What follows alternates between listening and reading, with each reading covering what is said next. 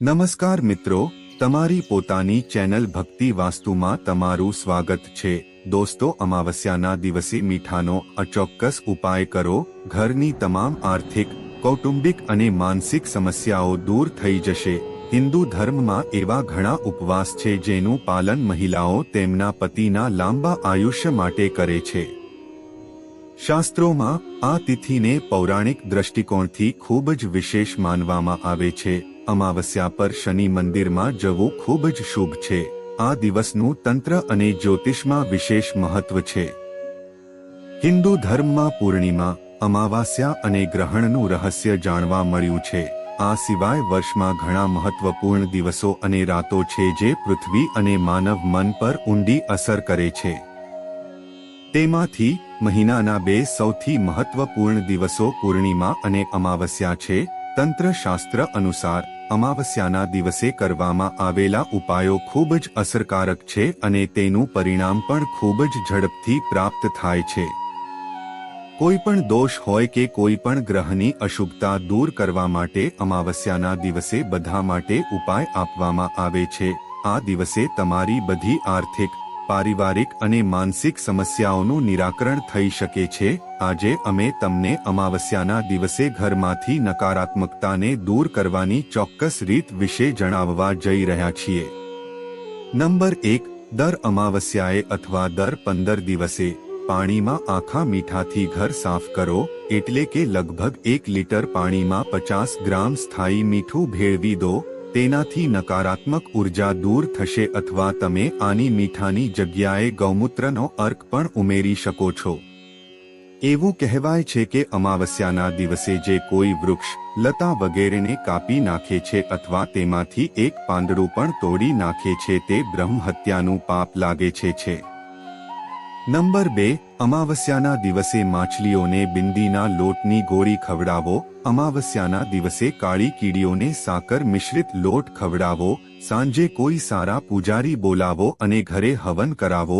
અમાવસ્યાની તિથિએ મુખ્યત્વે પિતૃઓની પૂજા કરવી। આ દિવસે પિતૃઓનું નિમિત્ત પુણ્ય કરવું। અમાવસ્યાના દિવસે પીપળના વૃક્ષની પૂજા કરવી અને પછી વૃક્ષને પવિત્ર દોરો અને અન્ય પૂજા સામગ્રી અર્પણ કરવી। આ ભગવાન વિષ્ણુના ઓમ નમો ભગવતે વાસુદેવાય નમઃ મંત્રનો જાપ કરો અને તેની સાથે પરિક્રમા કરો। નંબર 3, વાસ્તુ દોષોને દૂર કરવા માટે મીઠાનો ઉપયોગ કરવામાં આવે છે। કાચના બાઉલમાં રોક સોલ્ટ રાખો અને તેને શૌચાલયમાં રાખો તો તે ત્યાંની નકારાત્મક ઉર્જા દૂર કરવા લાગે છે। પરંતુ ધ્યાનમાં રાખો કે દર 15 દિવસ પછી અવશ્ય બદલો મીઠું। નંબર 4, ઘણીવાર પરિવારના કોઈ સભ્યને ખરાબ નજરની અસર થાય છે। ઘણીવાર બાળકોને પણ ખરાબ નજરની અસર થઈ જાય છે। આવી સ્થિતિમાં એક ચપટી મીઠું અને થોડી સરસવ લઈને માથા પર 7 વાર ફેરવો અને તેને પાણીમાં નાખી દો। ગમે તે દેખાય તો તેની અસર જતી રહેશે। બાળકોને ખરાબ નજરથી બચાવવા માટે પાણીમાં એક ચપટી મીઠું ભેળવીને અઠવાડિયામાં એકવાર બાળકોને સ્નાન કરાવો। નંબર 5, તમારા ઘરમાં સકારાત્મક વાતાવરણ બનાવવા માટે તમારા ઘરમાં રોક સોલ્ટ લેમ્પ રાખો। આ દીવો પ્રગટાવવાથી તમને માનસિક શાંતિ મળે છે અને તમારી આર્થિક સ્થિતિમાં પણ સુધારો થાય છે। ધ્યાન રાખો કે તેને રાખવાની દિશા દક્ષિણ કે દક્ષિણ પૂર્વ હોવી જોઈએ। જ્યાં મીઠું રાહુ અને કેતુના અશુભ પ્રભાવોને દૂર કરે છે, ત્યાં મીઠું શારીરિક થાક દૂર કરવાનું પણ કામ કરે છે। જો તમે પણ આમાંથી પસાર થઈ રહ્યા હોવ તો રાત્રે સૂતા પહેલા પાણીમાં એક ચપટી મીઠું નાખીને તેનાથી હાથ પગ ધોઈ લો। તેનાથી શરીરમાંથી થાક દૂર થશે અને તમને સારી ઊંઘ પણ આવશે। જો તમે ઈચ્છો છો કે દેવી લક્ષ્મીની કૃપા તમારા પર રહે તો ઘરમાં પોહું મારતી વખતે પાણીમાં આખું મીઠું એટલે કે દરિયાઈ મીઠું મિક્સ કરો। પરંતુ ધ્યાન રાખો કે ગુરુવારે આવું ન કરો, તેનાથી ઘરમાં ધન આવવાનો માર્ગ ખુલી જશે। 6થો નંબર, દરેક અમાવસ્યાના દિવસે ઘરના દરેક ખૂણે-ખૂણાને સારી રીતે સાફ કરો। દરેક પ્રકારનો કચરો કાઢીને તેને વેચી દો। આ દિવસે સવાર સાંજ ઘરના મંદિરમાં અને તુલસી પડદાને અવશ્ય સળગાવી દો। તેનાથી ઘરની વિખવાદ અને દરિદ્રતા દૂર થાય છે। અમાવસ્યા પર તુલસીના પાન કે બિલ્વના પાન તોડવા જોઈએ નહીં અને અમાવસ્યાના દિવસે દેવી દેવતાઓને તુલસીના પાન અર્પણ કરવા માટે એક દિવસ પહેલા તોડીને રાખો। નંબર 7 આર્થિક લાભ માટે અમાવસ્યાના દિવસે વિષ્ણુ મંદિરમાં કોઈ ઊંચા સ્થાન પર પીળા ત્રિકોણ આકારનો ધ્વજ એવી રીતે લગાવો કે જો તે સતત લહેરાતો રહે તો તમારું ભાગ્ય જલ્દી ચમકશે। કાયમી લાભ માટે ધ્યાનમાં રાખો કે ધ્વજ ત્યાં જ રહેવો જોઈએ, તમે સમય સમય પર તેને જાતે પણ બદલી શકો છો।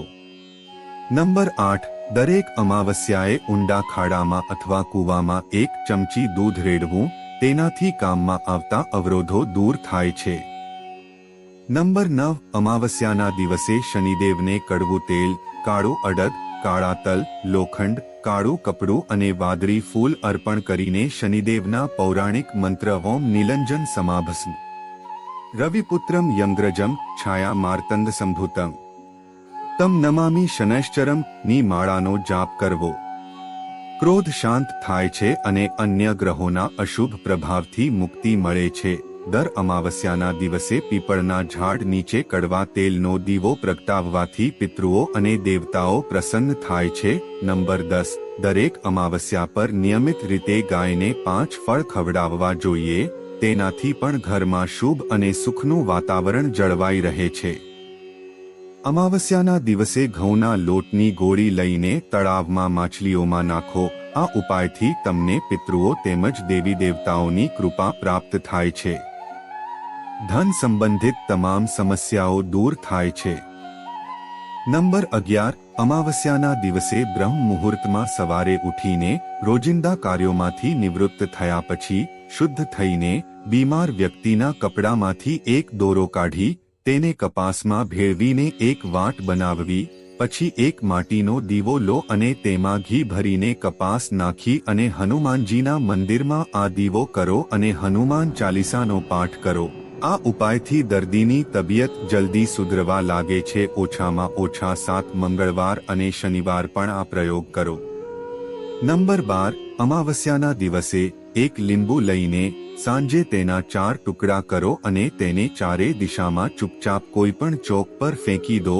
આ ઉપાય જલ્દી જ બેરોજગારીની સમસ્યા દૂર કરશે। અમાવસ્યાની રાત્રે 8 બદામ અને કાજલની 8 ડબ્બી કાળા કપડામાં બાંધીને સિંદૂરમાં રાખો, તેનાથી આર્થિક સમસ્યાઓ જલ્દી દૂર થઈ જશે। નંબર 13 અમાવસ્યાના દિવસે ક્રોધ, હિંસા, અનૈતિક કૃત્યો, શરાબનું સેવન, સ્ત્રીઓ સાથે શારીરિક સંબંધ, જાતીય કૃત્યો વગેરે વર્જિત છે।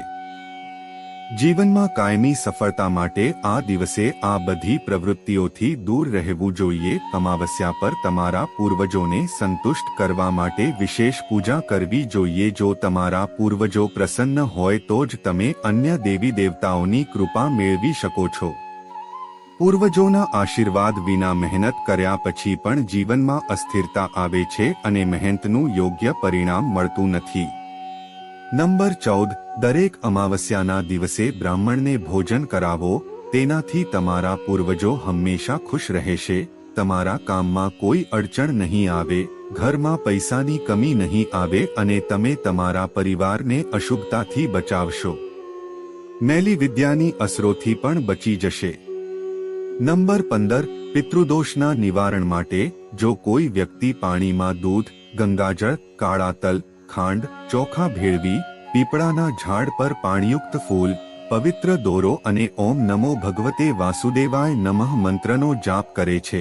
અમાવસ્યાના દિવસે જો તમે 7 વખત પરિક્રમા કરો અને પછી પિતૃભ્ય નમઃ મંત્રનો જાપ કરતા તમારા ગુનાઓ અને ભૂલોની ક્ષમા માગો તો પિતૃદોષથી થતી તમામ સમસ્યાઓ દૂર થઈ જાય છે। અને જો ઉગતી અમાવસ્યા હોય તો પીપળના વૃક્ષની 108 વાર પ્રદક્ષિણા કરો, વિશેષ લાભ આપશે। નંબર 16 પિતૃઓનું તર્પણ દરેક અમાવસ્યાએ કરવું જોઈએ। પિત્તળના વાસણમાં પાણીમાં ગંગાજળ, કાચું દૂધ, તલ, તુલસીના પાન, દૂધ, મધ અને સફેદ ફૂલ વગેરે ઉમેરી દેવા જોઈએ। તેને પૂર્વજોને અર્પણ કરો। તર્પણમાં હાથમાં તલ અને કુશ સાથે પાણી લઈને દક્ષિણ તરફ મુખ કરીને 3 વાર તપ્ત યમિતા, પ્રાંત યમિતા, ઉપરાંત યમી કહીને પાણી તીર્થ તરફ એટલે કે અંગૂઠા તરફ પાણી આપતા સમયે વાસણમાં પાણી છોડી દેવું. જમીન પર પિતૃઓને તૃપ્તિ થાય છે. ધ્યાનમાં રાખો કે તર્પણનું પાણી પછીથી ઝાડના મૂળમાં અર્પણ કરવું જોઈએ. તે પાણી અહીં ત્યાં ઢોળાય નહીં.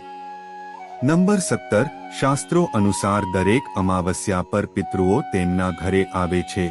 આ દિવસે દરેક વ્યક્તિએ તેમની ક્ષમતા અનુસાર તેમના નામે દાન કરવું જોઈએ. આ દિવસે બાવળના ઝાડ પર અન્નકૂટ રાખવાથી પિતૃઓ પણ પ્રસન્ન થાય છે.